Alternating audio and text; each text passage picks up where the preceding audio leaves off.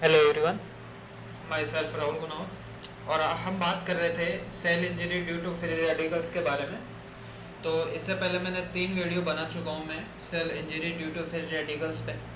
First video के अंदर अपन ने सिंपल इंट्रोडक्शन का वीडियो था जिसके अंदर प्रोडक्शन, उसके रिमूवल और इफेक्ट के बारे में बात की थी अपन ने। सेकंड वीडियो के अंदर जो प्रोडक्शन के बारे में बात की थी और प्रोडक्शन के जो होता है फ्री रेडिकल्स का रेडिएशन की वजह से, ऑक्सीडेटिव रिडक्शन की वजह से, मतलब रिडॉक्स रिएक्शन की वजह से, ट्रांजिशनल मेटल की वजह से, ये देखा था। उससे जो थर्ड वीडियो था उसके अंदर एंजाइमेटिक मेटा जो केमिकल्स की वजह से, हमारे इन्फ्लामेशन की वजह से, नाइट्रिक ऑक्साइड की वजह से किस तरह से प्रोडक्शन होता है फ्री रेडिकल्स का, वो देखा था अपन ने। इस वीडियो के अंदर अपन रिमूव के बारे में बात करते हैं कि अगर फ्री रेडिकल्स बन गया, अगर हमारी बॉडी के अंदर प्रोडक्शन हो गया उसका, तो उसको हम हमारी बॉडी से किस तरह से रिमूव करें वो देखेंगे। और इससे जो नेक्स्ट वीडियो आएगा उसके अंदर अगर देखेंगे कि अगर वो प्रोडक्शन हुआ, अगर वो रिमूव नहीं हो पाता, जिस अगर बच जाता है हमारी बॉडी के अंदर, तो वो किस तरह से हमारी बॉडी को इफेक्ट करता है, नुकसान पहुंचा देता है, वो चीज़ें देखेंगे, इंजरी कर देता है बॉडी को, सेल को। तो रिमूव की अगर बात करेंगे तो रिमूवल दो तरह से होता है। एक एंजाइम्स की वजह से रिमूव किया जा सकता है, एंजाइम्स के द्वारा, और एक नॉन एंजाइम के द्वारा भी रिमूव किया जाता है। अगर एंजाइम की अगर बात की जाए तो एंजाइम्स के अंदर 3 तरह से रिमूव किया जाता है इसको। एक तो कैटालिस्ट एंजाइम के द्वारा, एक सुपर ऑक्साइड डायमेटेज एंजाइम्स के द्वारा, और एक तरह का ग्लूटाथायोन परऑक्सीडेंट एंजाइम के द्वारा। और नॉन एंजाइमेटिक की अगर बात की जाए तो इसके अंदर एंटीऑक्सीडेंट और प्रोटीन्स है उसके द्वारा रिमूव किया जाता है। तो इस वीडियो के अंदर अपन 5 तरह से रिमूव देखेंगे फ्री रेडिकल्स का। कैटालिस्ट की वजह से किस तरह से रिमूव होता है, हमारा सुपर ऑक्साइड डायमेटेज एंजाइम्स की वजह से कैसे रिमूव होता है, और जो ग्लूटाथायोन परऑक्सीडेंस एंजाइम कैसे रिमूव करता है, और एंटीऑक्सीडेंट और प्रोटीन की वजह से देखेंगे। आ जाते हैं अपने पॉइंट पे। सबसे पहले मैं बात करता हूँ कैटालिस्ट के बारे में, ध्यान से देखिएगा। तो सबसे पहले मैं बात कर रहा था कि हम कैटालिस्ट के बारे में बात कर रहे थे। तो कैटालिस्ट के अंदर 2 पॉइंट पढ़ेंगे अपन। सबसे पहला ये है कि जो कैटालिस्ट हैं ये हमारे पेरोक्सिसोम्स हैं उसके अंदर प्रेजेंट होता है, पहला पॉइंट तो ये। सेकंड पॉइंट ये है कि जो अगर जो मतलब कहने का मतलब जो फ्री रेडिकल्स हमारी बॉडी के अंदर बन गया, जैसे पेरोक्साइड है एक तरह का फ्री रेडिकल्स है, करेक्ट, और H2O2 पेरोक्साइड ये फ्री रेडिकल्स है, अगर हमारी बॉडी के अंदर बन गया तो कैटालिस्ट क्या करता है, इसके कैटालिस्ट इसे रिएक्शन करेगा और कहने का मतलब इसको एक ऑक्सीजन और वाटर में कन्वर्ट कर देगा। और मैंने कहा कि जो H2O2 है ये तो फ्री रेडिकल्स हैं। अगर फ्री रेडिकल्स हैं तो ये तो एक तरह का नुकसान करेगा बॉडी को, बट कैटालिस्ट ने आके इसको क्या किया, इसको रिमूव कर दिया और पानी और ऑक्सीजन में तोड़ दिया, तो ये तो नुकसान नहीं करेंगे ना बॉडी को, तो इसमें कन्वर्ट कर देता है। तो एक तो कैटालिस्ट ये काम करता है।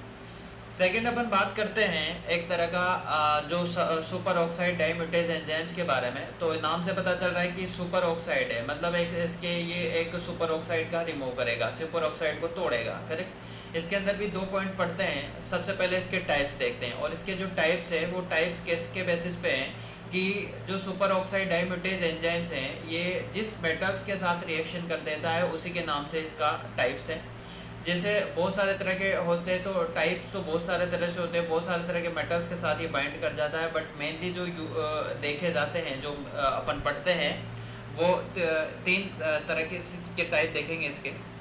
अगर मैग्नीज मेटल के साथ अगर रिएक्शन करता है ये, अगर उसके साथ बाइंड हो जाता है तो मैग्नीज सुपर ऑक्साइड डायमेटेज एंजाइम बोलेंगे। अगर कॉपर और जिंक के साथ अगर ये बाइंड हो जाता है तो इसको कॉपर और जिंक सुपर ऑक्साइड डायमेटेज एंजाइम्स बोलेंगे। और अगर निकिल के साथ बाइंड हो जाता है तो निकिल सुपर ऑक्साइड डायमेटेज एंजाइम बोलेंगे। जो MnSO_D की अगर बात की जाए, जो मैग्नीज जो सुपर ऑक्साइड डायमेटेज है ये हमारे माइटोकॉन्ड्रिया के अंदर प्रेजेंट होता है। कॉपर और जिंक जो सोडियम डायमेटेज एंजाइम्स है ये हमारे साइटोसोल्स के अंदर प्रेजेंट होता है, करेक्ट। नेक्स्ट नाम से पता चल रहा है, मैंने कहा कि सुपर ऑक्साइड का ये क्या करेगा, ब्रेक डाउन करेगा। तो ये क्या है कि जो सुपर ऑक्साइड है O2- है, ये जब हाइड्रोजन के साथ रिएक्शन कर देता है तो ये परऑक्साइड में कन्वर्ट कर देता है। बट आपके और ये किसके प्रेजेंस में रिएक्शन करता है, सुपर ऑक्साइड डायमेटेज के प्रेजेंस में रिएक्शन कर देता है। आपके दिमाग में एक चीज़ आ रही होगी कि यार ये तो यहाँ पे तो ये जो ऑक्सीजन और हाइड्रोजन है ये बॉडी को इफेक्ट नहीं कर रहा, मतलब या फिर ऐसा बोले कि यहाँ तो ये फ्री रेडिकल्स बन गया, तो ये क्या फ्री रेडिकल्स नुकसान नहीं करेगा क्या? हाँ करेगा यार। फिर होता क्या है कि ये जो पेरोक्साइड बना, ये जो फ्री रेडिकल्स बन गया ना, तो ये फ्री रेडिकल्स फिर ये रिएक्शन करेगा कैटलिस्ट के प्रेजेंस में और फिर वाटर और ऑक्सीजन में कन्वर्ट कर देगा, जो हमारी बॉडी को नुकसान नहीं करेंगे। तो फिर इस रिएक्शन के बाद ये रिएक्शन होगी, करेक्ट। तो फिर हम हमारी बॉडी को जो फ्री रेडिकल्स है वो नुकसान नहीं करेंगे। नेक्स्ट अगर बात की जाए तो नेक्स्ट है GPX। GPX की अगर बात की जाए तो ग्लूटाथाइन पेरोक्सिडोइड एंजाइम्स के बारे में बात कर रहे हैं अपन। अगर बात की जाए तो कहने का मतलब ये है कि सारे के सारे जो रिमूवर के जो टाइप है, मैंने बताया थे 5 तरह के टाइप्स थे। एंजाइम के अंदर 3 तरह के देखे थे, कैटलिस्ट, SOD और GPX। ये सारे इंपॉर्टेंट है। और नॉन एंजाइमिक के अंदर एंटी ऑक्सीडेंट और एक देखा था प्रोटीन्स की वजह से। अब कहने का मतलब ये सारे के सारे इंपॉर्टेंट है, बट इनमें से सबसे अगर ज़्यादा इंपॉर्टेंट की अगर बात की जाए वो GPX है। GPX क्या है? ग्लूटाथाइन पेरोक्साइड है। ये कहने का मतलब नाम से पता चल रहा है कि इसके अंदर जो ग्लूटाथाइंस और है उसका क्या है कि वो रिएक्शन, वो कहने का मतलब ये है कि अगर आपको सिंपल तरीके से अगर मैं बताऊं तो जो ग्लूटाथाइंस पेरोक्साइड है, ये इसको अगर ढंग से समझना है आपको, तो आप मेरी जो प्लेलिस्ट है, मतलब जो बायोकेमिस्ट्री और जो पैथोलॉजी की, तो वहाँ पे G6PD डिफिशिएंसी का एक वीडियो बनाया मैंने। बायोकेमिस्ट्री में भी मिल जाएगा आपको, वो पैथोलॉजी के अंदर भी मिल जाएगा, दोनों के अंदर मैंने डाल रखा है, तो वहाँ से भी आप देख सकते हो, उसको डिटेल में पढ़ सकते हो। जो ग्लूकोज 6 फॉस्फेट की डिफिशिएंसी हो जाती है ना, जिसके कारण अपन सारी चीज़ें पढ़ते हैं, वो एनीमिया हो जाता है, वो सारी चीज़ें, तो वो सारी चीज़ें अपन वहाँ देखते हैं, हेमोलाइटिक एनीमिया, वो चीज़ें। और वीडियो के डिस्क्रिप्शन में भी मैं लिंक दे दूँगा, वहाँ से भी आप देख सकते हो डायरेक्टली। तो कहने का मतलब ये है कि जब जो GSH है, ये हमारा जो ये अगर बात की जाए, ये ग्लूटाथाइन से, और ये सल्फ़र है, और ये हाइड्रोजन है, हाइड्रोजन मेटल है। तो अब ये जो ग्लूटाथाइन सल्फ़र हाइड्रोजन के साथ ऐसे सल्फाइड ग्रुप के साथ रिएक्शन करता है, तो GSSG बना लेता है, करेक्ट। अगर इस हाइड्रोजन को अगर मैं हिडन कर लूँ, छिपा दूँ, तो कहने का मतलब आपको दिख रहा होगा GS दिख रहा हो ना ओनली, तो अब ये भी GS है, तो अब 2 GS है, तो यहाँ पे 2 मोल लगाने पड़ेंगे ना इसके, इसलिए मैंने यहाँ पे 2 लगा दिया। अब जाहिर सी बात है कि इनके नाम से पता चल रहा है कि अगर यहाँ पे हाइड्रोजन है तो इसका ग्लूटाथाइंस है। अगर हमारे ग्लूटाथाइंस के साथ देखो, दोनों का एक ग्लूटाथाइंस के अंदर, तो एक ग्लूटाथाइंस के पास तो हाइड्रोजन है, एक ग्लूटाथाइंस के पास हाइड्रोजन नहीं है। अगर इस ग्लूटाथाइंस के पास हाइड्रोजन है तो इसको रिड्यूस ग्लूटाथाइंस बोलेंगे, अगर इसके पास हाइड्रोजन नहीं है तो उसको ऑक्सीडाइज ग्लूटाथाइंस बोलेंगे। और जब रिड्यूस ग्लूटाथाइंस ऑक्सीडाइज ग्लूटाथाइंस रिएक्शन में कन्वर्ट होता है, तो ये कहने का मतलब एक GPX ग्लूटाथाइंस पेरोक्साइडेज के प्रेजेंस में रिएक्शन होती है। और इन दिस रिएक्शन की अगर बात करो तो ग्लूटाथाइंस पेरोक्साइडेज एंजाइम से ये क्या है, पेरोक्साइड को एक वाटर में कन्वर्ट कर देता है। और एक बात आपको याद रखनी है कि जो रिड्यूस ग्लूटाथाइन जब ऑक्सीडाइज ग्लूटाथाइन में कन्वर्ट होता है, तभी GPX है वो यूज़ होता है। अगर ये रिएक्शन रिवर्स हो जाए, जब ऑक्सीडाइज रिड्यूस में कन्वर्ट होता है, तब GPX है वो वहाँ पे यूज़ नहीं होता। इसलिए मैंने आपको शो भी कर रखा है कि ये जो ऊपर वाली जो लाइन है यहाँ पे GPX शो कर रखा है, नीचे वाले पे शो नहीं कर रखा। नॉर्मल कंडीशन की अगर जभी पे अपन बात करें तो नॉर्मल सेल्स के अंदर क्या होता है कि जो GSH होता है वो हमेशा ज़्यादा होता है, GSS मतलब ये वाला ज़्यादा होता है। और जाहिर सी बात होना भी चाहिए कि अगर ये ज़्यादा है तो हमें बॉडी को कोई नुकसान नहीं होगा। क्यों? क्योंकि अगर ये चीज़ ज़्यादा है तो ये इसमें कन्वर्ट होगी, मतलब ये जो फ्री रेडिकल्स हैं जो हमें हमारी बॉडी को नुकसान कर रहा था, ये वाटर में कन्वर्ट हो जाएगा। मतलब वाटर में कन्वर्ट होगा तो वाटर हमारी बॉडी को नुकसान नहीं करता। तो अगर ये नॉर्मल सेल्स के अंदर तो ये रिएक्शन होती है। और अगर मान लो अगर ऑक्सीडेटिव स्ट्रेस कंडीशन आ जाए, अगर ऑक्सीडेटिव स्ट्रेस कंडीशन दिमाग में एक चीज़ आ जाती है, वो ऑक्सीडेटिव स्ट्रेस कंडीशन कौन सी स्ट्रेस कंडीशन होती है? ऑक्सीडेटिव स्ट्रेस कंडीशन एक तरह की ऐसी कंडीशन होती है कि बॉडी के अंदर मतलब फ्री रेडिकल्स बहुत ज़्यादा बन गया। अगर हमारी बॉडी के अंदर फ्री रेडिकल्स बहुत ज़्यादा बन गया तो ये जो सारा का सारा जो GSH है वो पूरा का पूरा इसमें कन्वर्ट हो जाएगा, करेक्ट। और जब ये इसमें कन्वर्ट हो जाएगा जिसकी वजह से एक ऑक्सीडेटिव स्ट्रेस को ये इंडिकेट कर देगा, करेक्ट। अब कहने का मतलब ये है कि अगर इस रिएक्शन की अगर मैं बात करूं तो ये जब मैंने कहा कि जो सुपर ऑक्साइड है अगर वो हाइड्रोजन के साथ रिएक्शन करके एक पेरोक्साइड बना लेता है तो ये तो क्या है, एक एसओडी है। सुपर ऑक्साइड जो सुपर ऑक्साइड एरोमेटेज एंजाइम्स के प्रेजेंस में रिएक्शन हो रही है या तो एसओडी के प्रेजेंस में, आपको पता ही वो चल रहा होगा। और ये पेरोक्साइड और ऑक्सीजन में कन्वर्ट हो जाता है। और फिर मैंने कहा था कि ये जो पेरोक्साइड और जो ये पेरोक्साइड है फिर दोबारा से कैटालिस्ट के प्रेजेंस में रिएक्शन करेगा और एक पानी और एक तरह का ऑक्सीजन में कन्वर्ट हो जाता है। और दूसरी रिएक्शन ये है कि जो पेरोक्साइड की अगर बात करें तो पेरोक्साइड यहाँ पे अगर पेरोक्साइड की अगर बात की जाए तो पेरोक्साइड है वो पेरोक्साइड कहने का मतलब अगर जीपीएक्स के प्रेजेंस में रिएक्शन करता है, ये पेरोक्साइड है जो वो जीपीएक्स के प्रेजेंस में रिएक्शन करता है और पानी बना रहा है।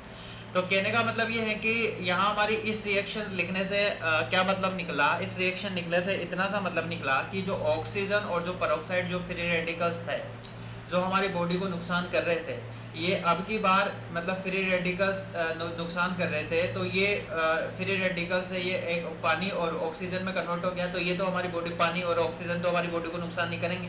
तो कहने का मतलब ये वाली इसमें ये कैटालिस्ट और जीपीएक्स के 3 के प्रेजेंस में रिएक्शन हो जाती है, तो जिसकी वजह से हमारी जो सेल इंजरी के जो चांस है वो कम हो जाते हैं। करेक्ट, ये चीज़ें देखी थी इसके अंदर एंजाइम के अंदर। अब नेक्स्ट अपन बात करते हैं नॉन एंजाइम की वजह से किस तरह से रिमूव करते हैं। ध्यान से देखिएगा, अगर नॉन एंजाइम की वजह से किस तरह से रिमूव किया जाता है अगर वो देखें अपन, तो कहने का मतलब एंटीऑक्सीडेंट और प्रोटीन्स के बारे में बात करते हैं। एंटीऑक्सीडेंट ग्लूटाथायोन्स और विटामिन सी, ई और ए है। अब मैंने एक ग्लूटाथायोन्स वहाँ पे भी पढ़ाता था, बट वहाँ पे ग्लूटाथायोन्स पेरोक्सिडेट एंजाइम्स था, करेक्ट, जो एक तरह का एंजाइम्स के द्वारा रिमूव हो रहा था। बट यहाँ ओनली सिंपल ग्लूटाथायोन्स है, तो ये नॉन एंजाइम है। तो ये चीज़ आपको याद रखनी है और ये चीज़ आपको हमेशा पता होनी चाहिए कि अगर सिंपल ग्लूटाथायोन्स की बात की जाए वो तो नॉन एंजाइम्स के द्वारा रिमूव करता है फ्री रेडिकल्स को, पर अगर जो ग्लूटाथायोन्स है अगर वो पेरोक्सिडेट एंजाइम्स के साथ है तो फिर वो एंजाइम्स के द्वारा रिमूव करता है फ्री रेडिकल्स को, करेक्ट, याद रहेगी। और विटामिन को पूरे के पूरे विटामिन तो है नहीं, एंटीऑक्सीडेंट की तरह वर्क नहीं करता, ओनली सी, ई, ए होता है। और ये आपको कैसे याद रखोगे आप इसको आप ऐसे याद रखो कि जो एक पहले एक सीरियल आता था एक कलर्स पे, एक ना आना इस देश लाडो, करेक्ट, उसके अंदर एक राघव की जो वाइफ होती थी सिया, तो राघव की वाइफ होती थी सिया, बहुत इंटरेस्टिंग सीरियल था। तो वहाँ पे जो सिया तो इससे सिया से भी अपन याद कर सकते हैं, तो सिया से याद करते हैं सी, ई, ए, सिया विटामिन, ये 3 विटामिन एंटीऑक्सीडेंट की तरह वर्क करते हैं। उसके बाद में नेक्स्ट अपन बात करते हैं प्रोटीन्स के बारे में। तो प्रोटीन्स के अंदर आपने पढ़ा होगा पहले वाले वीडियो के अंदर, मैंने बताया था आपको, ध्यान से दिखा देता हूँ एक बार मैं आपको।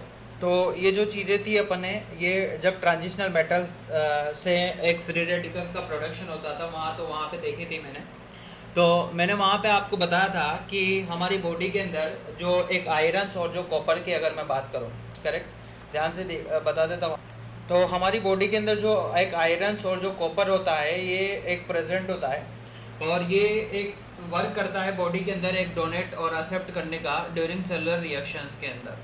मतलब ये दोनों क्या है, एक तरह का फ्री रेडिकल्स का फॉर्मेशन कर देते हैं, एक ROS और एक RNS रिएक्टिंग ऑक्सीजन स्पीसीज और रिएक्टिंग नाइट्रोजन स्पीसीज का फॉर्मेशन कर देते हैं। तो पहले वाले वीडियो के अंदर मैंने बताया था, सेकंड वाले वीडियो के अंदर, कि 2 तरह के, एक अगर मान लो कि जो होते हैं ये जो फ्री रेडिकल्स होते हैं, ये क्या है कहने का मतलब एक तरह का सिंगल अनपेयर्ड इलेक्ट्रॉन होते हैं जो एक तरह का अनस्टेबल होते हैं। तो फिर मैंने बताया था कि ओजास्फिन और जो निध्याती है, ये कहने का मतलब ये है कि ये सिंगल है। तो कहने का मतलब ये है कि मैंने वहाँ पे आपको बताया था कि ये सिंगल है तो ये अनस्टेबल है, तो ये क्या चाहेंगे कि स्टेबल होना चाहेंगे, तो ये चाहते हैं कि पेयरिंग कर लिए जाए। तो अगर पेयरिंग कर लेंगे तो जिसकी वजह से ये स्टेबल हो जाएंगे, और स्टेबल हो जाएंगे तो फिर ये इधर उधर आवारा की तरफ फिरेंगे, करेक्ट। तो यही चीज़ें हैं कि ये जो आयरन्स और जो कॉपर की अगर बात की जाए, ये हमारे प्रोटीन से, प्रोटीन के साथ बाउंड हो जाएगा। अगर प्रोटीन के साथ पहले सिंगल थे तो ये अनस्टेबल थे, अगर प्रोटीन के साथ बाउंड हो गया तो कहने का मतलब ये है कि ये एक स्टेबल हो जाएंगे। और जब स्टेबल हो जाएंगे तो जाहिर सी बात है कि जो फ्री रेडिकल्स हैं जो फ्री रेडिकल्स हैं ये जो फ्री रेडिकल्स बन रहे हैं ये बनेंगे नहीं, है कि नहीं। और जब ये बनेंगे नहीं तो हमारी बॉडी के अंदर जो सेल्स है वो इंजरी होगा ही नहीं, करेक्ट। तो अगर मैंने कहा कि जो आयरन्स और जो एक कॉपर है वो प्रोटीन के साथ बाइंड हो जाता है, और जब ये बाइंड हो जाएंगे तो जिसकी वजह से मेटल की जो एक्टिविटी कम हो जाएगी। अगर एक्टिविटी कम हो जाएगी तो कहने का मतलब ये है कि जो फ्री रेडिकल्स है वो फ्री रेडिकल्स नहीं बनेंगे। अगर फ्री रेडिकल्स नहीं बनेंगे तो जो सेल्स है उसके इंजरी के चांस बहुत कम हो जाएंगे, करेक्ट। तो ये अगर बात की जाए तो कहने का मतलब ये है कि तीन तरह प्रोटीन भी बहुत सारे तरह के होते हैं। जो तीन तरह के प्रोटीन्स होते हैं, जो कहने का मतलब ये है कि हमारे जो एक आयरन के साथ बाउंड होते हैं, एक ट्रांसफेरिटीन, एक फेरिटीन और एक लैक्टोफेरिटीन की अगर बात की जाए तो ये कहने का मतलब ये आयरन के साथ बाइंड हो जाते हैं। और जो सेरुलोप्लाज्मिन की अगर बात की जाए तो ये हमारे कॉपर से कॉपर के साथ बाइंड हो जाते हैं। तो ये जो तीन प्रोटीन है शुरू के, ये तो फेरस के साथ बाइंड हो जाते हैं, और नीचे का जो एक प्रोटीन है कॉपर के साथ बाइंड हो जाता है। ये मैंने कलर से भी शो कर रखा है, यहाँ पे ऑरेंज कलर से शो कर रखा है, यहाँ पे इसको पिंक कलर से शो कर रखा है, समझ जाना। ये जो फेरेटिन के बारे में मैंने जब आयरन एब्जॉर्प्शन बताया था आपको बायोकेमिस्ट्री के अंदर और जो पैथोलॉजी के अंदर, वीडियो मिल जाएगा आपको, प्लेलिस्ट में चेक कर लीजिएगा बायोकेमिस्ट्री की या उसकी, और वीडियो के डिस्क्रिप्शन में मैं लिंक दे दूंगा, वहाँ से भी आप देख सकते हो कि इन सभी को मैंने एक डिटेल में समझाया है कि जब आयरन एब्जॉर्प्शन की वजह से जो एनीमिया हो जाता है और आयरन का जो ट्रांसपोर्ट होता है वो किस तरह से होता है, तो वहाँ पे मैंने डिटेल से आपको बताया है। तो वहाँ से आप देख सकते हो, वीडियो के डिस्क्रिप्शन में आपको लिंक मिल जाएगा। तो ये सारी चीज़ें अपन ने देखी कि किस तरह से जो फ्री रेडिकल्स है उसको रिमूव किया जाता है, करेक्ट। तो इस वीडियो के अंदर इतना ही काफ़ी है, बस इतना ही देखेंगे अपन, क्योंकि वीडियो काफ़ी बड़ी हो जाएगी अगर ज़्यादा देखेंगे तो। अगले वीडियो के अंदर अपन जो cells injury due to free radicals का जो लास्ट वीडियो होगा, और उसके अंदर अपन देखेंगे इफेक्ट के बारे में, देखेंगे कि किस तरह से अगर रिमूव भी नहीं होता अगर हमारा फ्री रेडिकल्स, तो किस तरह से, कहने का मतलब ये है कि वो मेम्ब्रेन को डैमेज कर देता है, प्रोटीन को डैमेज कर देता है, और जो डीएनए का जो स्ट्रक्चर है वो डैमेज होने के चांस हो जाते हैं। वो सारी चीज़ें देखेंगे अगले वीडियो के अंदर। तो आशा करता हूँ कि ये वीडियो आपको पसंद आई हुई होगी। अगर ऐसा हुआ है तो please like share and subscribe my medicos studio YouTube channel, और इसके जो नोट्स अपने टेलीग्राम चैनल पे अपलोड कर दूंगा मैं, वहाँ से आप देख सकते हो। और जो भी मेरे चैनल पे नए हैं, जिन्होंने चैनल सब्सक्राइब नहीं किया है, तो वो चैनल को सब्सक्राइब कर दे, और ज़्यादा से ज़्यादा अपने फ्रेंड्स और अपने बैचमेट्स को चैनल को सब्सक्राइब करने के लिए बोले। Thank you.